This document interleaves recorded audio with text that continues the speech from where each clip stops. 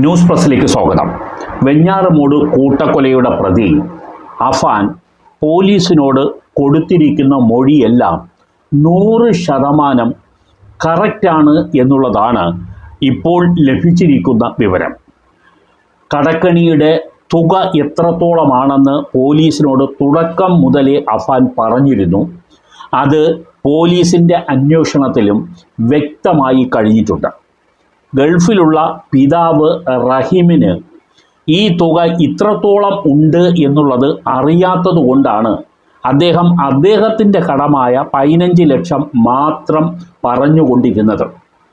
അതിനെ തുടർന്ന് അഫാൻ്റെ മൊഴിയും പിതാവിൻ്റെ മൊഴിയും തമ്മിൽ പൊരുത്തമില്ല എന്ന് പറഞ്ഞ് നിരവധി വാർത്തകൾ പുറത്തു വന്നിരുന്നു. യഥാർത്ഥത്തിൽ അഫാനും ഉമ്മയും കൂടി ചേർന്ന് വാങ്ങിയ പണത്തിൻ്റെയും പണയം വച്ചതിൻ്റെയും വിവരങ്ങളും പോലീസ് ചേർത്തു വെച്ചുകൊണ്ട് ആരൊക്കെയാണ് ഇവർക്ക് പണം കൊടുത്തത് എന്നുള്ളത് മനസ്സിലാക്കി ആ ബന്ധപ്പെട്ടവരെ നേരിൽ കണ്ട് മൊഴിയെടുത്തും, കൂടാതെ അഫാൻ്റെയും അതുപോലെ മാതാവിൻ്റെയും മൊബൈലുകൾ കേന്ദ്രീകരിച്ചും നടത്തിയ അന്വേഷണത്തിൽ 70 ലക്ഷം രൂപയോളം അഫാനും മാതാവിനുമായി കടം ഉണ്ടെന്ന് ഉത്തമ ബോധ്യത്തിൽ എത്തിയിട്ടുണ്ട്.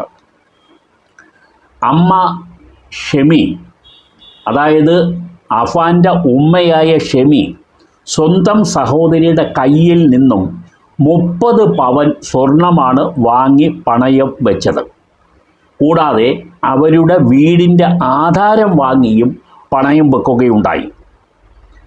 മറ്റൊന്ന്, പിതാവിൻ്റെ സഹോദരൻ, അഫാൻ്റെ പിതാവിൻ്റെ സഹോദരൻ്റെ കയ്യിൽ നിന്നും 10 ലക്ഷം രൂപയും വാങ്ങിയിട്ടുണ്ട്. ഇതുകൂടാതെ ദിനം പ്രതി പലിശ നൽകുന്ന രീതിയിലുള്ള ബ്ലേഡ് പലിശക്കാരിൽ നിന്നും ഉമ്മയും മകനും പണം വാങ്ങിയിട്ടും ഉണ്ട്. ഇതെല്ലാം കൃത്യമായി തിരിച്ചു കൊടുക്കുന്നതിനു വേണ്ടി മറ്റ് പലരിൽ നിന്നും പലവട്ടം ഇവർ പണം വാങ്ങുകയുണ്ടായി. വാങ്ങിയ പണം എല്ലാം കൂടെ കൂട്ടിച്ചേർത്താൽ അതിൻ്റെ പലിശയും കൂടി ചേർത്തു പറഞ്ഞാൽ 70 ലക്ഷം എന്നുള്ളത് സത്യമായ സ്റ്റേറ്റ്മെൻ്റ് എന്ന് തന്നെയാണ് പോലീസിൻ്റെ നിഗമനം. ഈ പറഞ്ഞ വ്യക്തികളെ കൂടാതെ തന്നെ കാമുകിയായ ഫർസാനയിൽ നിന്നും 4.25 പവൻ വാങ്ങിയാണ് അഫാൻ പണയം വച്ചത്.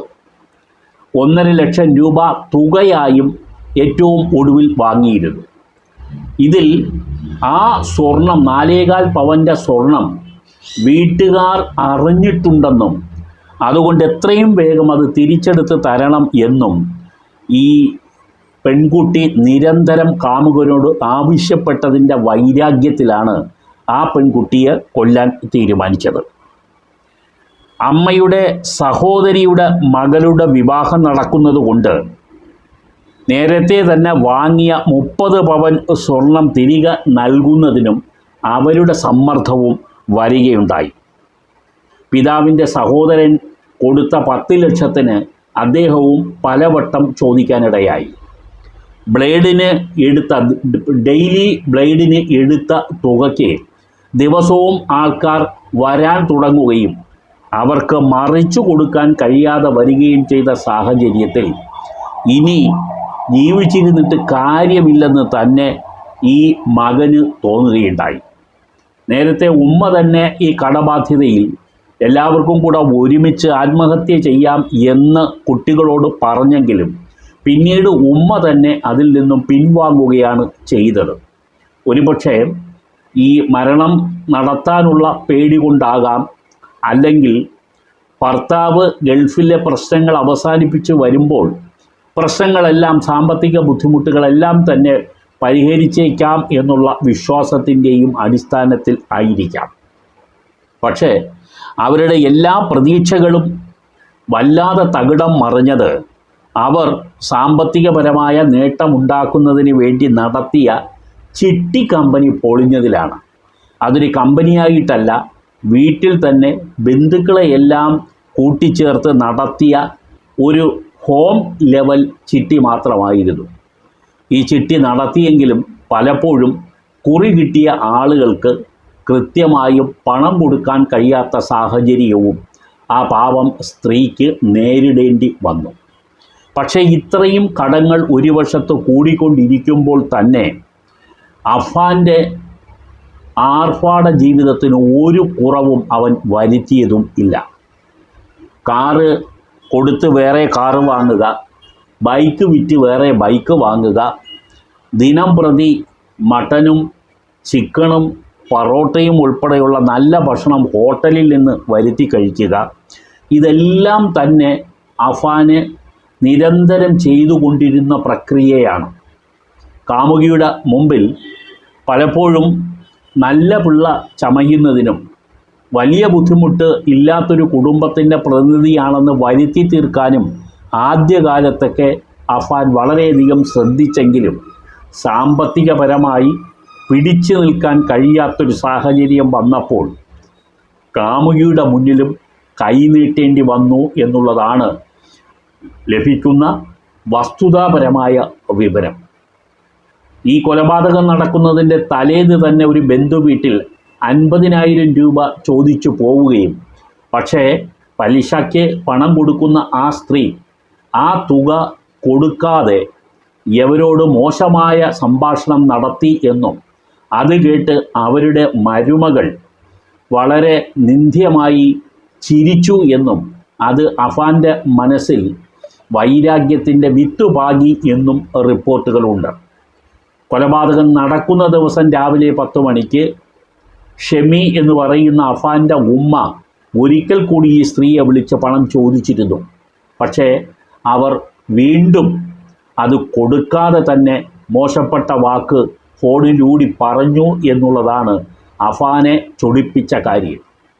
അവരും അഫാൻ്റെ ചുറ്റിക പ്രയോഗത്തിൽ പെടുമായിരുന്നു. പക്ഷേ അനിയനെ കൊന്നു കഴിഞ്ഞപ്പോൾ തൻ്റെ ധൈര്യമെല്ലാം ചോർന്നു പോയി എന്ന് അഫാന് മനസ്സിലായതോടുകൂടിയാണ് ആ കൊലപാതകത്തിൽ നിന്നും അയാൾ പിന്തിരിഞ്ഞത്. ഒരു 3 പേര് കൂടി അഫാൻ്റെ ലിസ്റ്റിൽ ഉണ്ടായിരുന്നതാണ്. ഈ അമ്മയും മരുമകളും അതുപോലെ മറ്റൊരു ബന്ധുവും. ഇവരെല്ലാം തന്നെ അഫാനെയും കുടുംബത്തിനെയും അവരുടെ ആർഭാട ജീവിതത്തിൻ്റെ പേരിൽ എപ്പോഴും വിമർശിച്ചിരുന്നവരാണ്. വിമർശിച്ചിരുന്ന ആളുകളിൽപ്പെട്ട ഒരാളായിരുന്നു ഉമ്മുമ്മ, മാതാവിൻ്റെ അമ്മ എന്ന് പറയുന്ന ഉമ്മുമ്മ, പിതാവിൻ്റെ ഉമ്മ എന്ന് പറയുന്ന ഉമ്മുമ്മ, മാതാവിൻ്റെ അല്ല പിതാവിൻ്റെയാണ്. അതുപോലെ പിതാവിൻ്റെ സഹോദരനെ കൊല്ലാനും അഫാൻ തീരുമാനിച്ചിരുന്നത് അവർ എപ്പോഴും മോശമായ വാക്കുകൾ ഉപയോഗിച്ചുകൊണ്ട് ഈ കുടുംബത്തിൻ്റെ ആർഭാടത്വത്തിനെ വിമർശിച്ചു എന്നുള്ളതാണ്. അഫാൻ്റെ മനസ്സിലൊക്കെ ഉണ്ടായിരുന്ന വികാരം വൈരാഗ്യത്തിൻ്റേതായിരുന്നു.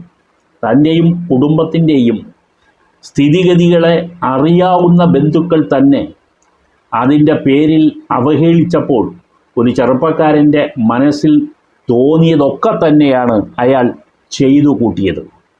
ഇരുമ്പ് കമ്പി കൊണ്ട് അടിച്ചു കൊല്ലാനാണ് ആദ്യം തീരുമാനിച്ചതെങ്കിലും പിന്നീടാണ് ചുറ്റികയിലേക്ക് വന്നത്.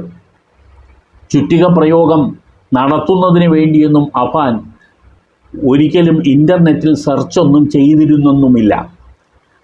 സ്വാഭാവികമായും അറിയാവുന്ന ബുദ്ധി ഉപയോഗിച്ച് അയാൾ ചുറ്റിക പിന്നിൽ നിന്നും തലക്കടിച്ചാൽ വളരെ പെട്ടെന്ന് മരണപ്പെടും എന്ന് അറിയാവുന്നത് കൊണ്ടാണ് ആ പ്രയോഗം നടത്തിയത്.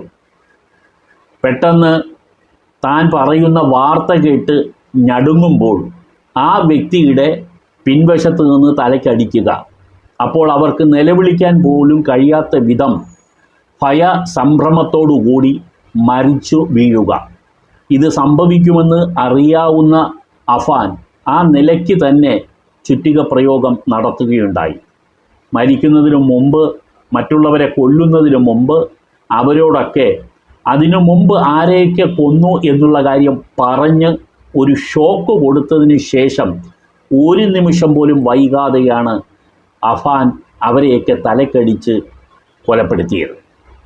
അഫാൻ പറയുന്നത് എപ്പോഴും പരസ്പര വിരുദ്ധമേ അല്ല, ഒരേ കാര്യം തന്നെയാണ് അഫാൻ പോലീസിനോട് പല ചോദ്യം ചെയ്യലുകളിലും പറഞ്ഞുകൊണ്ടിരിക്കുന്നത്. അതുകൊണ്ട് തന്നെ അഫാൻ്റെ മൊഴികളിലെല്ലാം തന്നെ പോലീസ് വിശ്വസിക്കുന്നുണ്ട്. പലതരത്തിലുള്ള പോലീസ് മുറകളിലൂടെയും പോലീസ് ചോദ്യം ചെയ്തെങ്കിലും അഫാൻ പറയുന്നതെല്ലാം ഒരേ തരത്തിലുള്ള കാര്യം തന്നെയാണ്. പറയുന്നതിന് സമാനമായ തെളിവുകളും പോലീസിന് ലഭിക്കുന്നുണ്ട്. അതുകൊണ്ട് തന്നെ അഫാൻ ഒരു കള്ളം പറയുന്ന പ്രതിയായിട്ടല്ല തോന്നിയിട്ടുള്ളത്. ചെയ്തെന്ന് തന്നെ പോലീസ് സ്റ്റേഷനിൽ നേരിട്ട് പോയി പറയുകയും അതിന് പശ്ചാത്തലമൊരുക്കിയ കാരണങ്ങൾ എന്തൊക്കെയാണെന്ന് വിവരിക്കുകയും ചെയ്തു. അത് തന്നെയാണ് പോലീസിൻ്റെ അന്വേഷണത്തിലും കണ്ടെത്തിയിട്ടുള്ളത്. അഫാൻ പറഞ്ഞതിൽ നിന്നും ഒരു കാര്യം പോലും വ്യത്യസ്തമല്ല എന്ന് പോലീസ് തീർപ്പ് കൽപ്പിക്കുകയാണ് ഈ കേസിൽ ഉണ്ടായിട്ടുള്ളത്.